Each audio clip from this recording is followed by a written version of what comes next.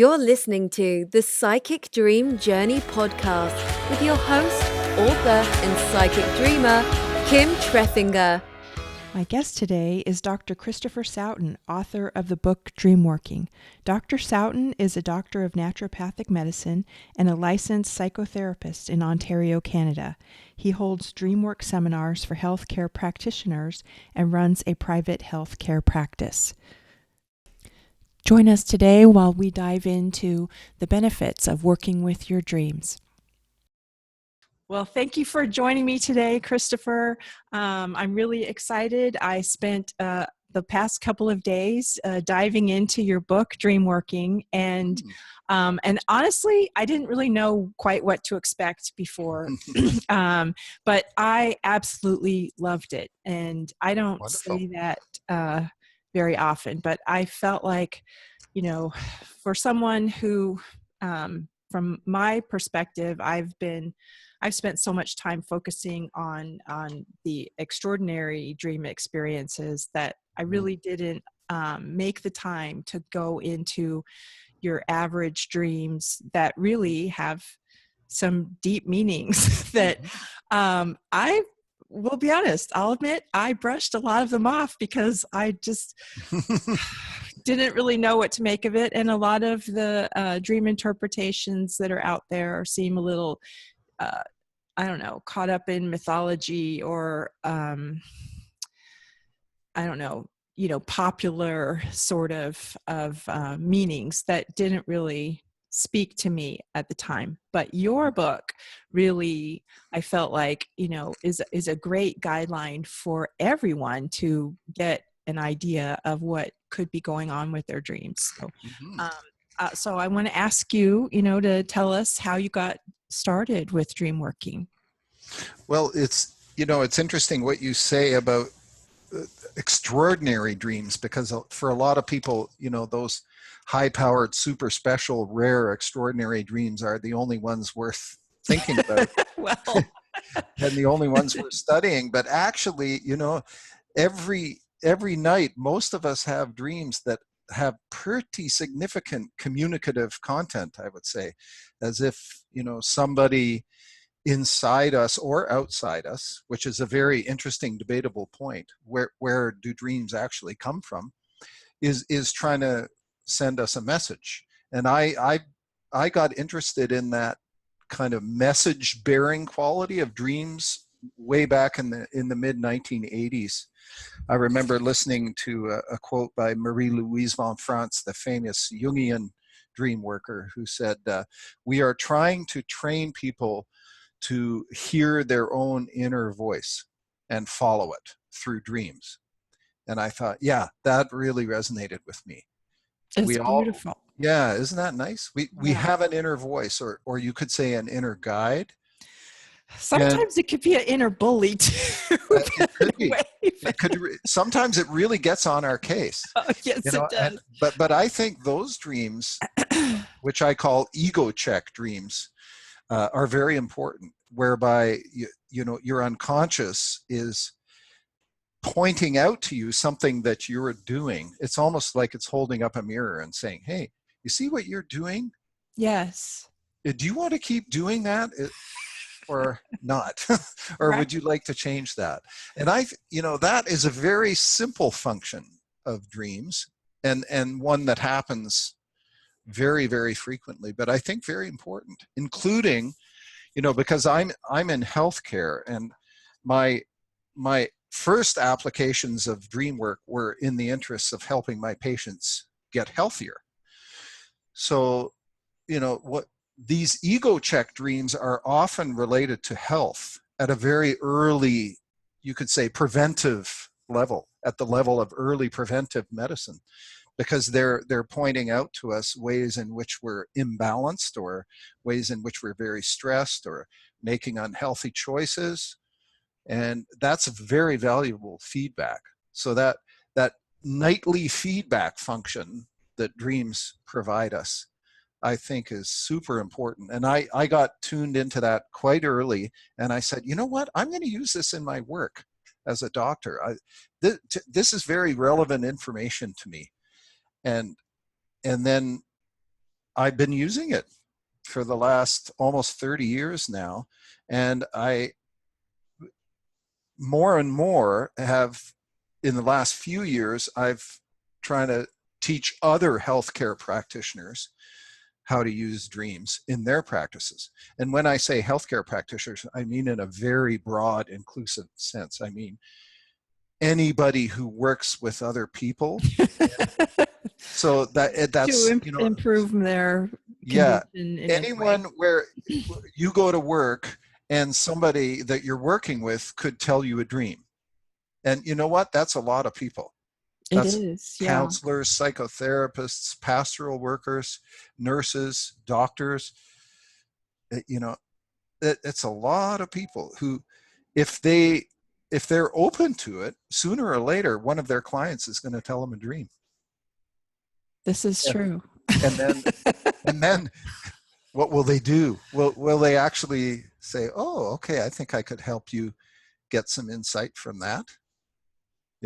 Yes. And that's what I hope, that's what my book is really about, is to encourage people, to cultivate a deeper relationship with their own dream life, and to find all the possible would-be future dream workers out there in the world. People who could be really, really helpful for other people, helping them get insights and connections from their dream life. Right. Well, gosh, I had like a long list of things. So now how do we, so we talked about a little bit of where dreams come from, just a little bit, but is there anything more that you would like to share about that? I mean, I know it's almost an unanswerable question in a lot of ways. Yeah. Well, I find it endlessly fascinating to think of, and who or what is it that while you're asleep can organize the contents of your dreaming mind into a coherent dream and have you remember it. Right. Some people just call that a theater, a filmmaker. Right. It is like that, or like a movie director. It's like, it's almost like it selects material. Yeah, sure. You often dream about the concerns and inputs of the day before and the day before that. That's true. Yes. But out of all the millions of things that you took in recently, why did your dream maker select that and that person and that motif and that animal and that emotion to put into your dream? Right. Some dreams, I admit, are fairly chaotic and seem to be quite random, but other ones not so. They are highly organized and they have a striking quality of trying to tell you something with embedded emotional content that isn't necessarily apparent on the surface, other than you may have a gut feeling of, you may feel an emotion you don't realize is connected to a deeper thing. And while I was reading your book, and I don't know if we should save this for later, but I came across the story of the woman with the teenagers in the backyard that hopped over the fence. Well, she was a teenager. She was 12 and 3/4 years old when she That's right. At 3/4. I remember that. Yeah. And I think that was very important, because I put it in because it was relevant to the dream content. She was just on the cusp of becoming a teenager herself. Yes. Now, and she was scared of it. Is that a common dream theme, though? Something hopping over the fence in the backyard? I mean, that sort of scenario, because as I was reading it, I had one myself that I could relate to, and just reading about hers made me ask those questions about mine, which up until then had been like, why did I dream about a gorilla hopping over the fence in my backyard and coming up to me? And I was afraid of him, and then I'm patting him on the head with love. Yep. And then he Good. I'm glad turns to hear that. around and hops back over the fence to go off on the hill with this woman. And it ended up being partially precognitive in that we rarely get people walking back behind the open space back there. And then the next day there was a woman walking back there. Mhm. But I was like, well, what was that gorilla? And at first I thought it related to my concern for the wildlife back there, where with the woman tramping back there, preparing for a tour basically the next day, which kind of unnerved me. But it turns out it's deeper than that. It's the gorilla. It's a personal deal of mine, right? Regarding my 4 dogs. Well, even without knowing exactly what that gorilla refers to, yes, I can tell you it's a very good thing that you had a positive, friendly encounter with it. Yes. Whether it's an inner gorilla, meaning a part of you, or an outer gorilla, right. someone in your life or something in your life that you're concerned about. In either case, it could have been very frightening, right? Yes. Intimidating, but yes, I was expecting. I was feeling fearful when he came over the fence, but you made then he friends got with up to me and just sat there like a dog. And I pat him on the head. Right. Left. Well, I would say the vast majority of times, and to answer your question, yes, that is a very common theme. Not necessarily hopping over a fence, but someone coming into your house or into your place or pursuing you is super common in dreams, and usually is attended with some degree of fear or apprehension at first anyway. Yes. But most commonly, if you do what you did in your gorilla dream, which is to meet the gorilla and befriend it, face it. then what happens in many cases is that there's something I call a positive shift. The feeling tone shifts from fear and apprehension to wonderment and appreciation of the qualities of this other being. Right. And that means, psychologically speaking, in most cases, that you open the door to meeting a new and emerging part of yourself that you were formerly afraid of. And now you're getting to know it. It doesn't seem so frightening anymore. In fact, it seems really good. Cool. Yeah. Oh, yeah. It's beyond cool. It's psychologically very wonderful. This is what the Jungians call a shadow part, meaning a part of you that's in the shadow still. You don't know much about it yet. It's new. It's emerging. And it may, in some cases, it may be actively suppressed or repressed or disowned. But, the fact that it was a gorilla suggests that, it's pretty strong, it's powerful, and maybe it has some animal instincts associated with it, and yet it's capable of relationship, which you started to work on even within the dream. Now, let's say you had a dream like that, but you were terrified of the gorilla and you ran inside and locked the doors to try and keep the gorilla out, which is very common in dreams. Right. Then what I would do, if you were my client and you were in my office and we were discussing this dream, I would have you consider opening the door and going out to do exactly what you did in the dream, which is meet the gorilla and try to converse with it, find out what it wants, who it is, why is it there, and then it would shift positive in most cases. What happened with you is you had the positive shift actually within the dream itself, which is wonderful. Yes.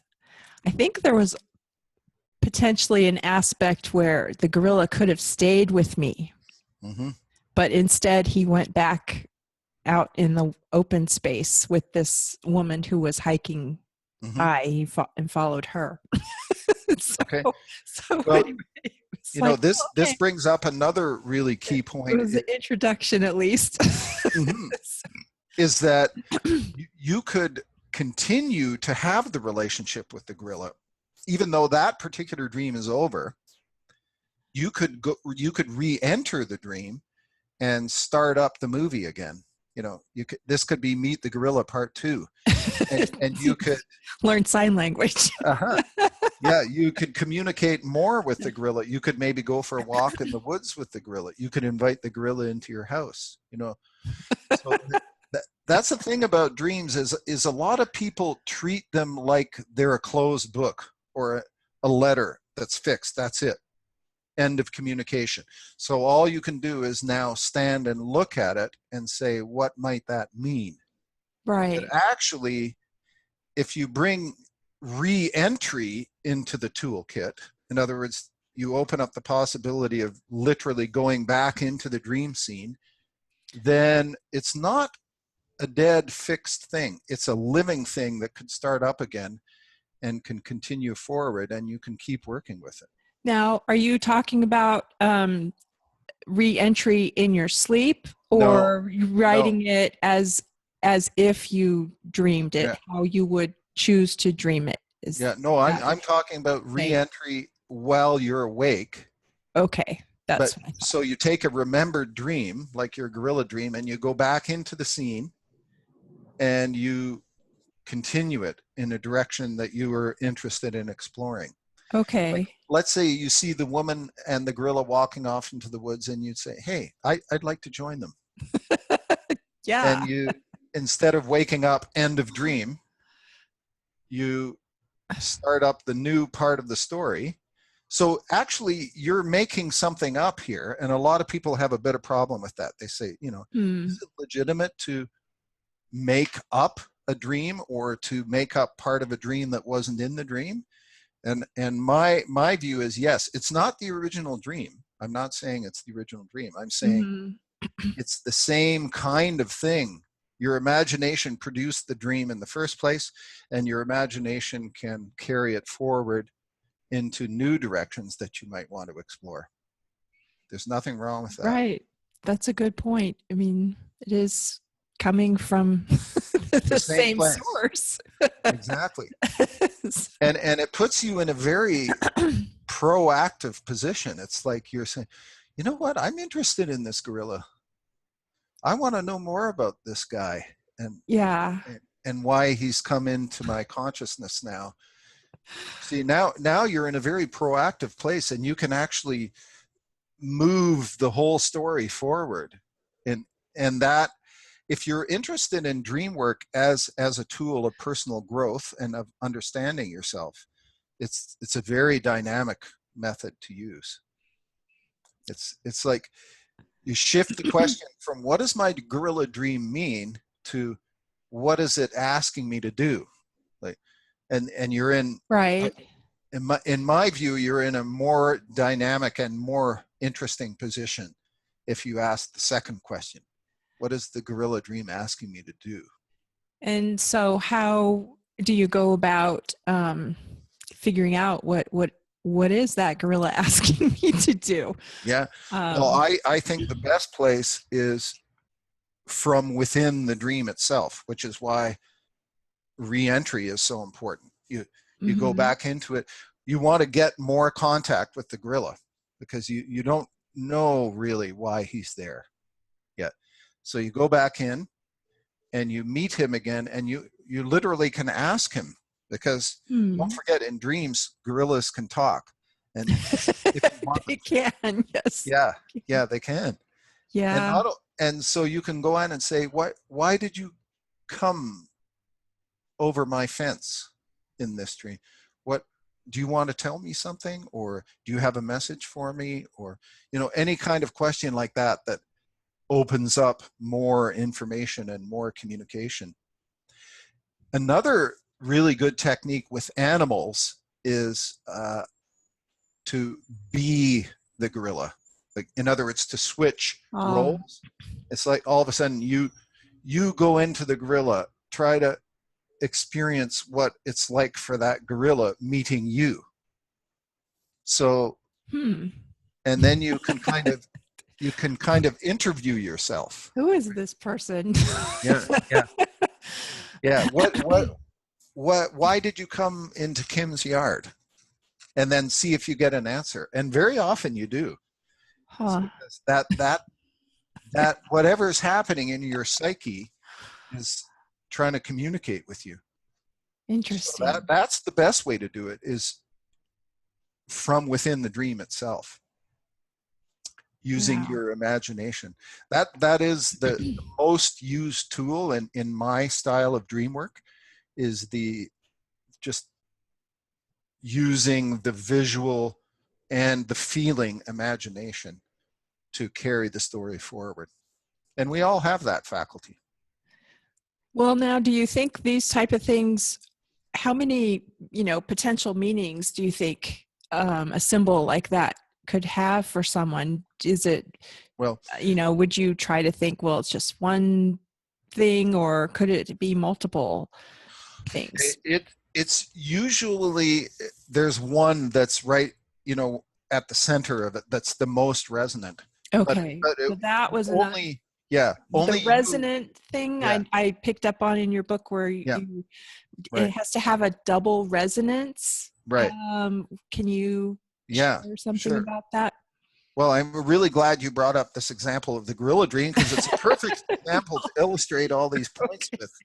Uh, you know, like, the whole point of doing this kind of dream work is not to analyze or interpret, Mm-hmm. but just for you to understand how it connects to your own life, right? That, so only you would know for sure. Right.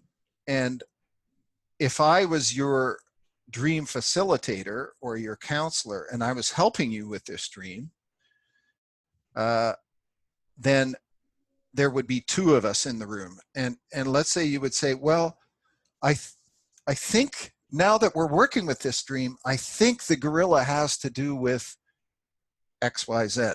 Mm-hmm. You make a connection, whatever it is. And then we see if that's resonant. And if it is a really true deep connection, it resonates for you and it resonates for me at the same time. I see. That's what I mean by double Oh, resonance. okay. It's sort of like we're both going, oh yeah, I that's it. see. That's what it is. And then that's all, that's the insight you need.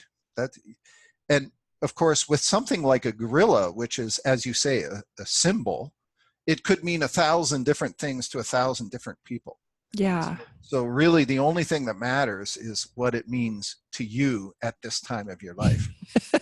Yes. Right? And that's why dream dictionaries are pretty much useless, or even worse than useless, because they lead you on the wrong path often. Because they Yeah. will say a gorilla means this, or a monkey means that, or a snake means that. And that might be true for a certain person at a certain time, but it probably isn't. So that's why you need to individualize it for everybody. Right. I do agree with that. Now, I loved how you mentioned talking dreamish. Dreamish, yeah. Dreamish. And and I'm usually aware when dreams are using special lingo, and Mm-hmm. sometimes it's camouflaged, and we don't, when we're experiencing the dream and we're caught up in the visuals and the experience of being there, we don't necessarily realize until we either share it with someone or we write it down, and then the catchphrase comes out in the description that Mm-hmm. is like, oh. Right. Yeah, you'll use a particular phrase, or often it might even be a pun or a word play or a joke or a name, and all of a sudden you'll go, oh, that, and the whole meaning all of a sudden reveals itself. Right. Whoever makes our dreams is very, It's a genius. yeah, very, very tuned into words and wordplay for sure. I And know. that's one aspect of speaking dreamish. But the one that a lot of people have difficulty with is the playing of parts thing. Like you weren't probably dreaming about a real gorilla. You were, that gorilla was playing a part. Yes. And it was either playing a part of you, or it was Uh-huh. playing the role of someone or something in your life that is gorilla-like. And so you don't really know, but it's likely So that's your internal versus external Yeah, that's the inner and outer thing. orientation. Yeah. So, when say you have a dream about a gorilla, you go quickly, is this about a real gorilla? Because if you were a zookeeper or Jane Goodall or somebody, you could be dreaming about a real gorilla that you were concerned about. But 99% of the time, it'll be playing a part. So then you go, is it an inner part or an outer part? And you can often just intuitively feel your way into that. Right. Can you share a little bit more about the difference between an inner part and an outer part for people who haven't yet read the book? Yeah. It's, a figure normally a dream has you in it, the dream ego. Mm-hmm. That's and then it has other figures, right? Well, the thing about dreams is often those other figures could be playing aspects of you. They role playing a part of you, kind of split off and externalized. That is one thing that dreams do constantly. And I call that the playing of parts. So very likely the gorilla in your dream was an aspect of you, but it was split off and depicted as an external gorilla. And dreams just do that. I mean, that's just the way the dreaming brain works. So you have to get used to it. So, it's sort of like learning another language. And that's why I tongue in cheek, I call it dreamish. Like if you want to get a lot out of your dreams, you got to learn to speak dreamish, because that's the language that your brain uses when it's asleep. And so when you wake up, people often go, whoa, that was weird. And often it was so weird that they just dismiss it, which is too bad, because there could be a wonderfully important message embedded in that, but the weirdness of it turns a lot of people off, because it's like hearing Chinese or Korean or something. They just go, oh, I'll never understand that. Forget it. Yeah. It's a stupid dream. And they dismiss They get overwhelmed, or they don't know where to start, or right. So if they get used to this playing of parts thing, that will really help a lot. So what I suggest is you just do that quick algorithm in your head. Okay, I had a dream about a gorilla or George Clooney or whoever. Mm-hmm. Is that really referring to George Clooney? No, he's playing a part. Is it a part of me that's like George Clooney, or someone in my life who's like George Clooney? See, and you can do that very quickly, that and algorithm. What does George Clooney mean to me in terms of like, oh, exactly. He's just good looking, or he's political, or he's whatever. And those associations will help you figure it out. And then, that's how you just get used to doing that, because dreams are always using that. It roughly, 70 or 80% of the time, the key figure who seems to be external in your dream will actually be referring to an internal part of you.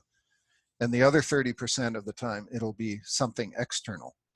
So you always have to ask. That's one of the key things in dream work: inner or outer. And a lot of people are fond of saying, I've heard this many times, everything in a dream is a part of you. No, that's not right. Because we can't think about other people and other things and other situations and other things that bother us that are external to us. Right. We do often. Right.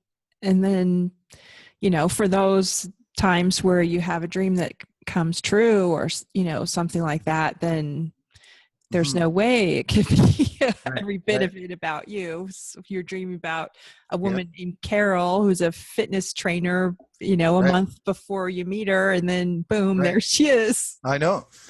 Yeah. So that brings us back to those rare and special dreams you were mentioning at the beginning, including visitation dreams, whereby some other soul or spirit comes into your dream.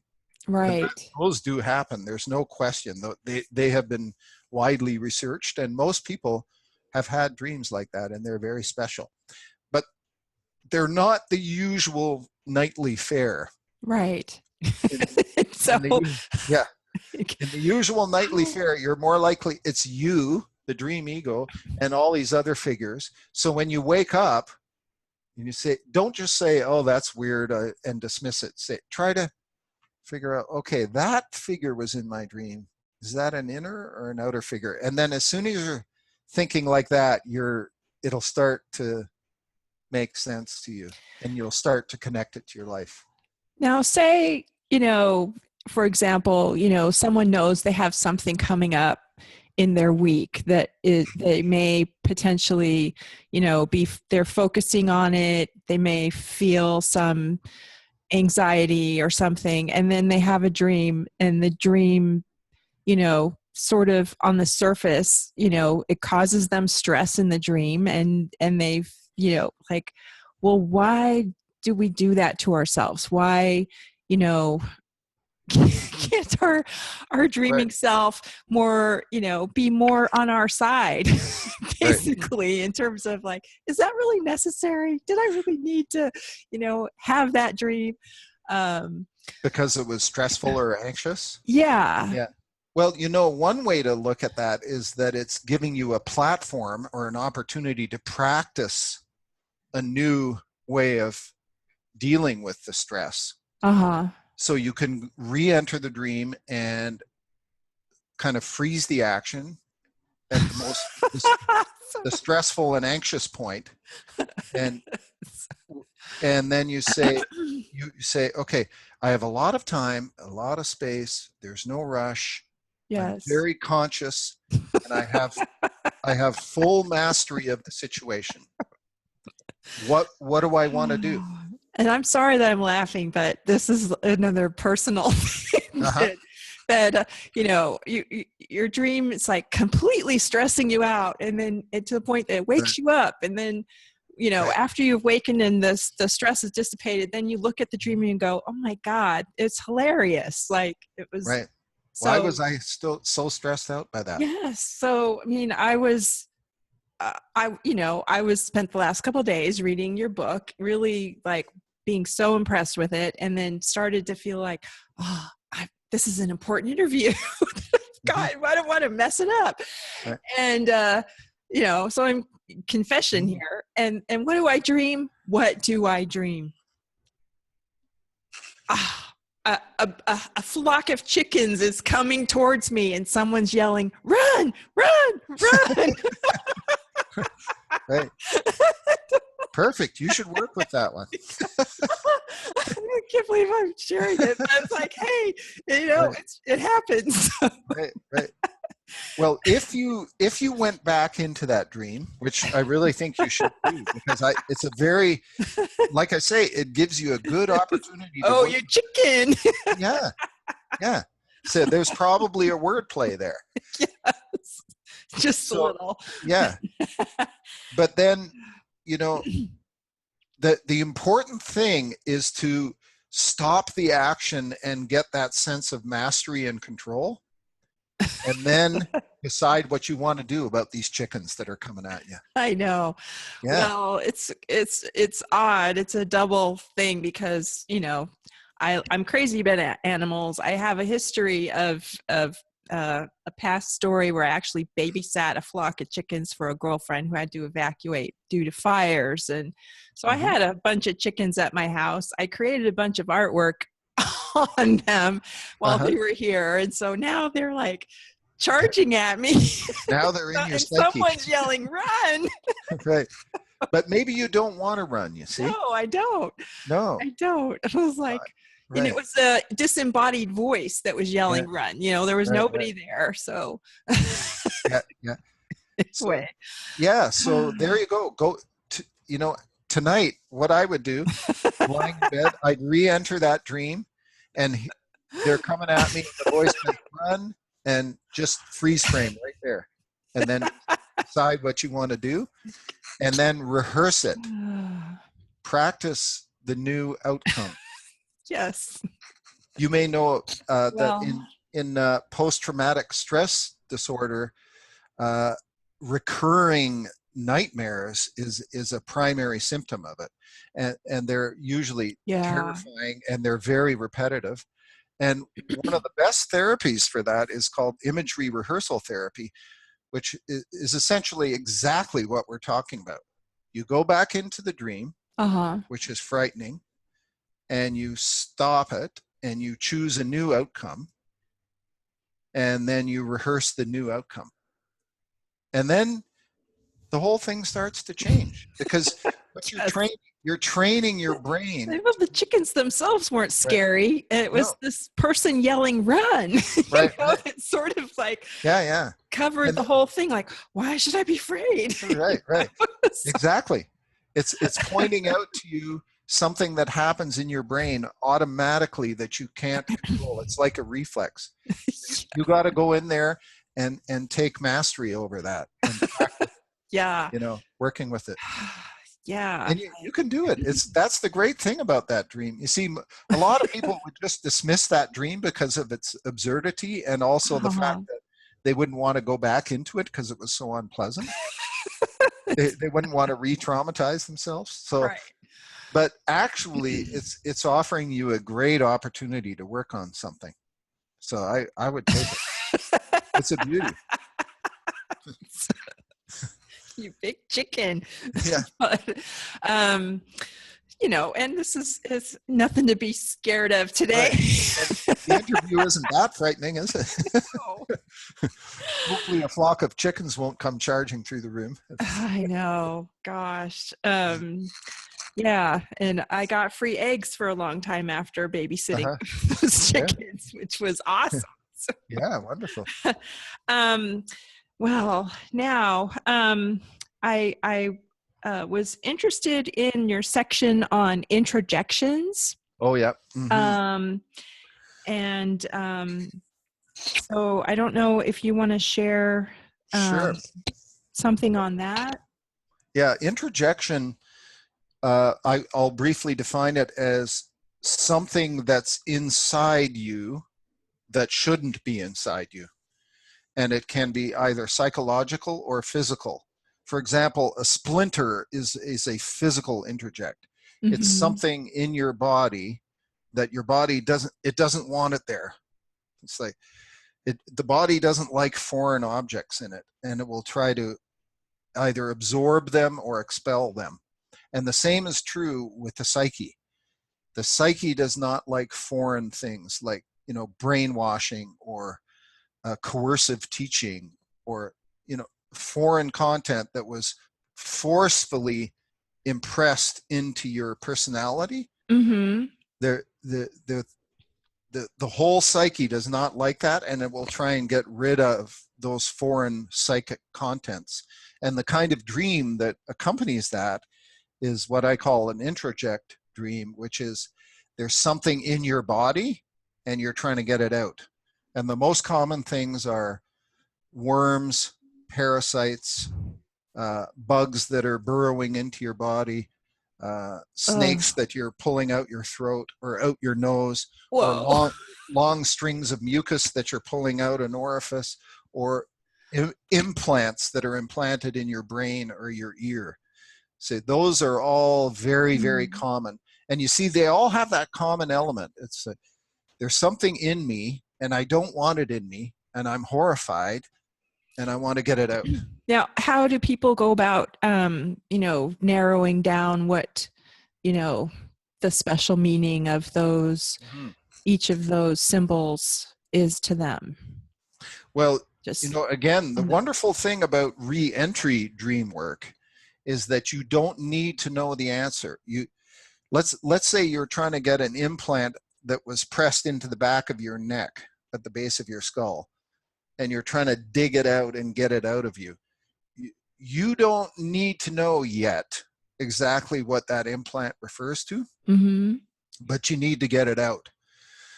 So in the process of imagining getting it out, you will very likely figure out how it got in the first place and what it is referring to.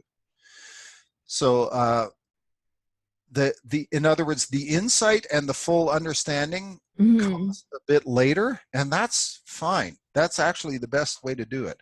It's much better than, the interpretive way whereby you would sit outside it and you'd say, I wonder what that implant refers to. Why would I have a dream about such a thing? You don't need to do that. Don't put that pressure on yourself. Just go back into the dream and freeze the action, give yourself lots of time, and figure out how to get that thing completely out. So there's no danger of it going back in. Uh-huh. Then if you do that imaginally a few times, you probably will figure out what that thing is. So in other words, action before insight. You do the action that you need, Mm-hmm. and then you will have the insight later. Very often the insight will come as you're actually doing it. You'll say, oh God, I know what that is. Hmm. And introject dreams, very commonly what happens is that the person feels they got a bit of the thing out, but there's still more in there. So then the imaginal dream work, the goal of it is to imagine getting all of it out. So that's very often what you do. You have to go back into the dream, and let's say you're pulling a long string out your nose and you feel you got part of it out. It's actually a very common dream theme. You got part of it out, but there's still some of it down in there. Then you imagine getting all of it out. And then you probably, in the course of doing that, you will figure out what it's referring to. And if you don't worry about it. It's more important that you get it out. The insight will come later. Now, do you ever, I didn't find this in the book yet. It might be in there. But do you ever work with people about, sort of, inviting a specific type of dream? I mean, yeah. If, we call that's often called dream incubation. Dream incubation. Where just before sleep, you ask for a dream that will shed light on a particular concern or question. Mm-hmm. And it's a wonderful technique because it sets the intention level very high. And intention setting is a really good tool.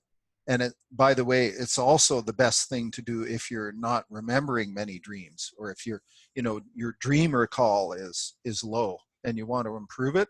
Right. Set the intention just before bed. I want to have a dream. So the dream incubation is a version of intention setting where you're saying, I want to have a dream that sheds light on this concern. Now, the trouble is, of course, your dream maker doesn't always have the same priorities as you. Yes. So it may send you a dream that has nothing whatsoever to do with the question that you incubated. But, in which case, if you can't see a connection after working with it, just let it go and, take the dream for what it is. It's a communication about something else, maybe. What would you say if somebody had a physical malady that sort of came out of nowhere and they were confused about it and asked a dream for some information on it?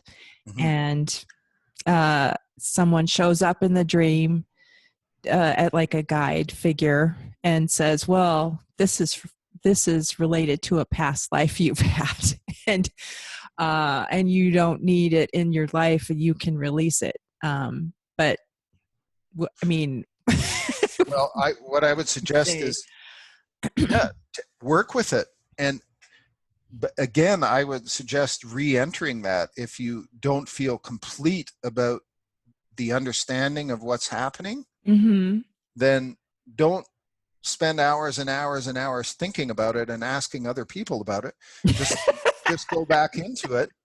Yes. and carry the story forward from the inside. Try to get more information from the figures that already, brought you some information in the dream. For me, that's the most, you get the best results because you're starting in this very accurate place that emerged from your unconscious recently.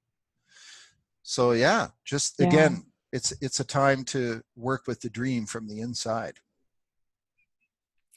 Well, do you have any thoughts on where you see dreamworking going in the future, or where would you like to see it go? Well, yeah, I would like to see it getting it back into healthcare. It it currently doesn't have a very strong established place in North America anyway, in our healthcare traditions. And I think that's unfortunate because, as I was saying before, the early level preventive medicine that comes through dreams is, I think, very, very important and relevant for our healthcare system. So for that reason alone, I would like to see it, back in the curriculums in nursing school, in medical school, in psychiatry, in psychology, in social work, in pastoral counseling, all these places, like where, people, if they felt it would be well received, they would be telling their healthcare practitioners about troubling dreams that they had. But, they typically don't, because you don't, Right. They in our think you're crazy. society, yeah, you don't tell your doctor your dreams usually. Right. And there, of course, there are some exceptions, and that's wonderful, but they are exceptions. So what I would like to see is that dreams find their way back into psychiatry, psychology, and medicine, and all forms of psychotherapy, which now they do still have a foothold in many psychotherapy offices around the world. And that's one of the places where some dream work is done, I would say, fairly regularly, and that's great. But it just, there needs to be more of it, because we're all dreaming, and it's a very valuable layer of information that, unfortunately, for most people, is just wasted. Well, so for people who say, "Oh, I never remember my dreams," obviously, we know that they likely are dreaming, even though they don't remember them. Oh yeah. Um, What to do? Yeah. Right. No, it's a tough one. Do- Yeah. Is it primarily because they don't want to look at the inner workings of their psyche, or deeper layers of their life? I suspect so. Want to be on the surface. Yeah.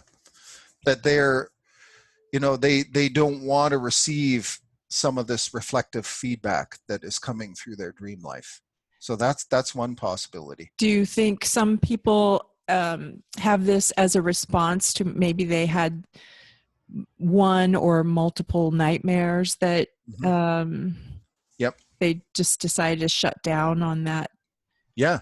Some people feel very traumatized by their dream life, so they don't want to put any more attention on it, because they'll be traumatized even more. And actually, children who have terrifying nightmares are often in that category. Right. But it's really a shame, because if you use a re-entry method or something like it, and you go back into the terrifying nightmare, you really can't change it. Even 3 and 4-year-old children can change it very easily and quickly. But someone has to kind of guide them and say, you know what, okay, so this big zombie's coming at you. You don't need to run, you could face the zombie. And not only that, you could have whatever weapon you want, or whatever helper you want. Mm-hmm.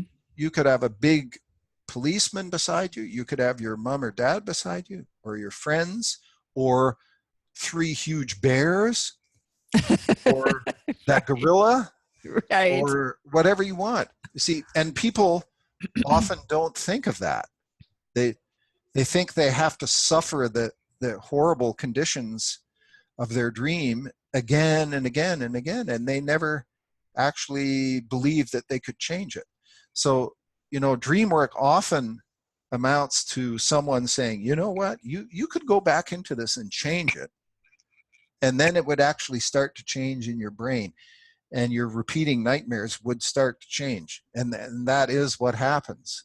But someone needs to take the initiative, and very often that would be a dream worker or a therapist or a counselor of some kind, because the tradition of actively working with dreams in families is often broken. It's not there. So the parent doesn't really know what to do Right. necessarily. So they will often, they'll just say, "Oh, just go back to sleep, honey. That was just a dream." Yes. They won't work with the dream in its own terms, and that's that's what you have to do to actually even change. just the term "just a dream" Yeah, is so damaging to the right. whole Yeah, it's idea a of it. Just a yeah, dream. it's a missed opportunity. There was a wonderful book published recently about working with children's nightmares. It's called Sleep Monsters and Superheroes. So if one of your That's listeners a great title.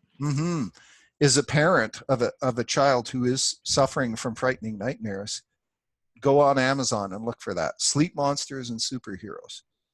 It's all about helping children, gain a sense of power and mastery in their dream life. And then it really starts to change. So they don't need to suffer like that. Same with adults. Is there anything specific that you recommend in terms of recording the dreams, making a dream record? To help people organize them, or how often should they review them? Obviously, right.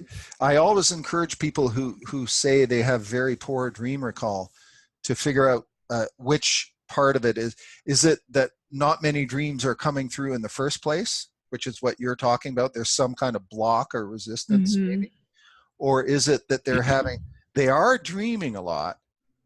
And this is what a lot of people say, "Oh, I'm dreaming a lot, but I can't catch a hold of them in the morning as I'm waking up." Okay. And then the third problem is they catch a hold of them while they're in bed, waking up. They remember them quite clearly, but by lunchtime, they've completely forgotten them. Right. So in other words, they didn't anchor them into their long-term memory. So figure out which of those three areas you're having trouble in. And if you're having trouble in the first area, then intention setting is what you want to do. Like asking for dreams and working through old dreams is very good too. It gets the whole flow happening again. If you're having trouble in the second area, which is catching a hold of them in the morning, try the capture a cue technique, where you have a pencil and paper by your bed and you write down one little thing, one word, one name, one drawing. And then if you have to go back to sleep because you're exhausted, you can do that. Go back to sleep. If you have to get up because your alarm went off, you can do that. Get up. But you've got that one little cue written down. So you come back and you say, "Oh, gorilla." Yes, I had a dream about a gorilla, and it all comes back to you. So that's for people who have trouble with the catching. For people who have the trouble with the anchoring into the long-term memory, what you need to figure out, because that's highly personal and individual, you need to figure out what it takes to get it into long-term memory. Because our brains are always snipping off irrelevant, unused stuff that we have not prioritized as being important. So if you don't prioritize that dream as being important and take whatever action is necessary to remember it, then it'll be pruned. That's what they call it in neurophysiology. The neurons that are responsible for the little circuit for remembering your gorilla dream might be pruned away by 3 days later, in which case it's gone. You can't get it back. Right. It doesn't exist in your memory anymore.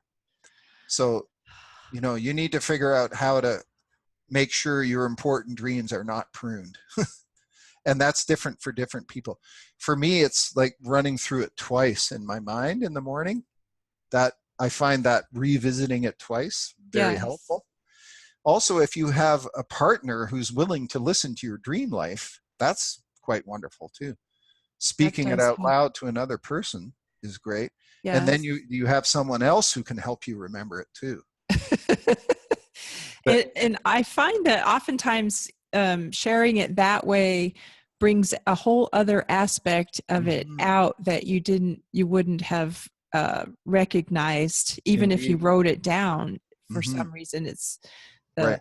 the aspect that you unwittingly choose to share Right. first. The Yep. first thing that you share, what's the most important thing of it? And Right. The words that you um, choose to express it to another person yes, are often very revealing and they help you. are. It's Yeah. kind of a surprising thing that I discovered when people started sharing their dreams with me. It was like, Hmm. do you realize what you just said? Yeah. So they weren't even aware. And so I know the same is for me too. But um, Yeah. oh, there was okay. Now, so you talked a little bit about rituals. People can do some rituals Hmm. to help them work through dreams. So could you share a little bit about that?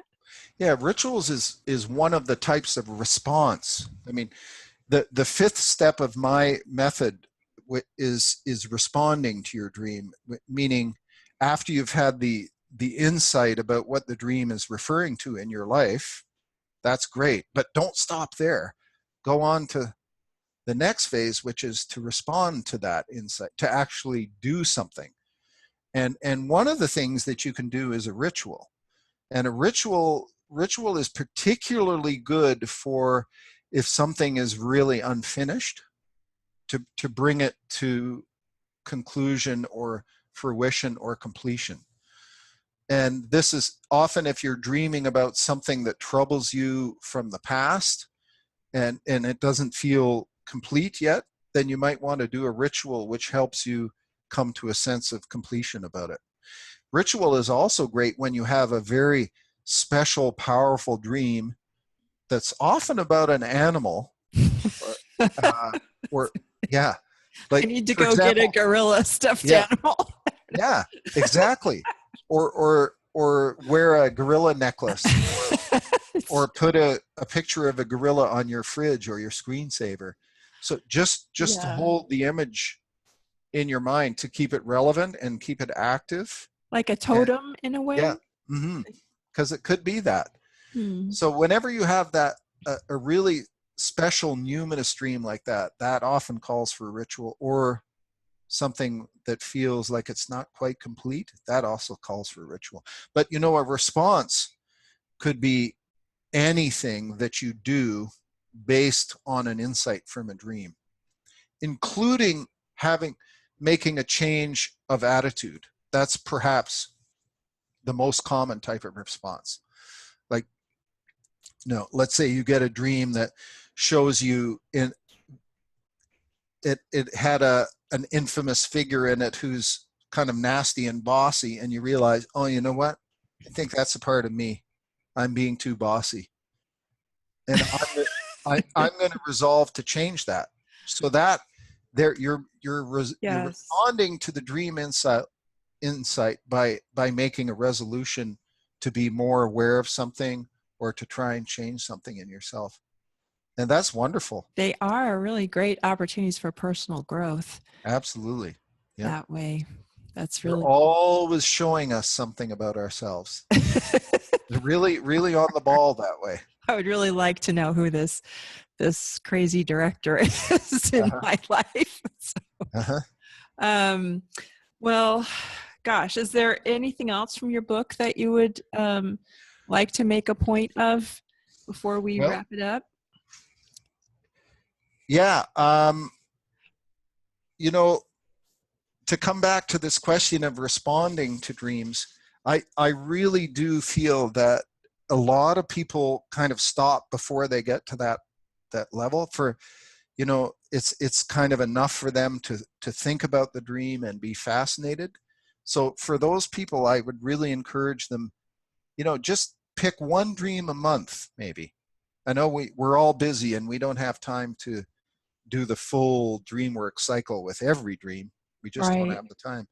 But pick one dream a month where you actually commit to acting on the insight. I And love then it. and just try that. And I think what you'll see is it kind of drives forward your personal growth and your personal awareness much faster. And it's quite a wonderful thing. It's like you're taking the feedback and you're responding to the feedback, and then you get more feedback and you respond to that. So it's a positive feedback loop. Very cool. Mm-hmm. Is there a place that people should find you, or Well, my website is just my name, ChristopherSowton.com. So you can take a look there. There's lots of stuff there about, dream events and various aspects of working with dreams. And maybe I'll post this interview there later. Yeah. And then the book, which is very recently published by Llewellyn. I'm very pleased with it. I think it's a good place for people to start if if they've got this whole dream working bug in their head. And, again, I would say when you read the book, think of it as, this is about tuning into your own dream life, and also just keep a part of your mind open to, are you interested in helping other people? Are you possibly interested in becoming a dream facilitator or a dream worker yourself? Because the book also kind of speaks to that a little bit. And, if you are, right, I say go for it. Even though there's no DreamWork college per se, or Dream University, not that I know of anyway. It's not a there direct is in our dreams. Yeah, and maybe in our dream life there is. There is. But it's not like you can just go sign up for an anthropology class at your local college, unfortunately. But you may have to do some sleuth work to find out how you're going to train yourself. But I'll tell you one thing, the world needs more good dream workers right now. It sure could help. It could help. Yeah. Well, thank you so much. I would love to have a chat with you again sometime about dreams. If Sure, I'd love to. I think there's just so much that we could talk about with dreams. Mm-hmm.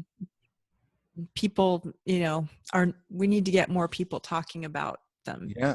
You have to make it more acceptable before they'll start, taking it more seriously for themselves, I think. I mean, it just occasionally really, makes me sad and shocks me when I casually mention it to someone, say the checkout girl at the grocery store, Right. and she freaks out like, oh no, I don't want to.